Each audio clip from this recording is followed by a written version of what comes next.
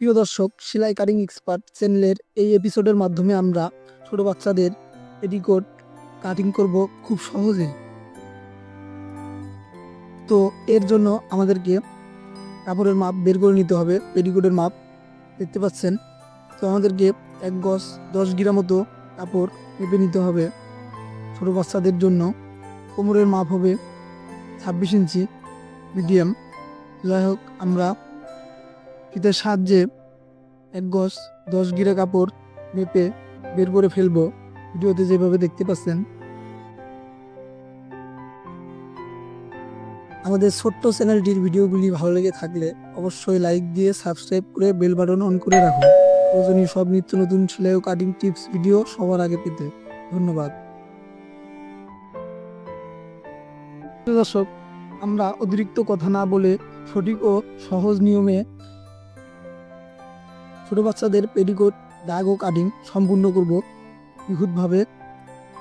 দেখতে পাচ্ছেন, প্রয়োজনীয় কাপড়টা কেটে আলাদা করে নিলাম। এবারে লাগানোর জন্য কাপড়টা ডাবল ভাঁজে ভাঁজ করে ফিনিশিং করে নেবেন, ভিডিওতে যেভাবে দেখতে পাচ্ছেন। এর জন্য আমাদেরকে ডাবল ভাঁজে ভাঁজ দিয়ে পেটিকোটের বেলটা আগে বের করে নিতে হবে। দেখতে পাচ্ছেন, কাপড়টা ভালোভাবে ফিনিশিং করে ভাঁজ দিয়ে প্রয়োজনীয় মাপে বেলটা কেটে বের করে নেব।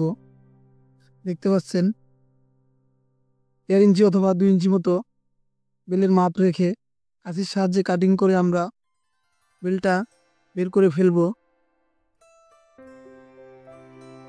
এর জন্য আমরা আবারও কাপড়টা ডাবল ভাঁজে ভাঁজ দেব, ভালো করে ফিনিশিং করে নিয়ে।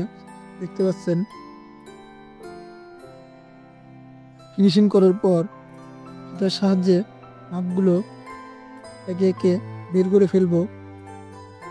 এর জন্য আমাদেরকে সেলাইয়ের জন্য বাড়তি রেখে দাগগুলো লাগাতে হবে।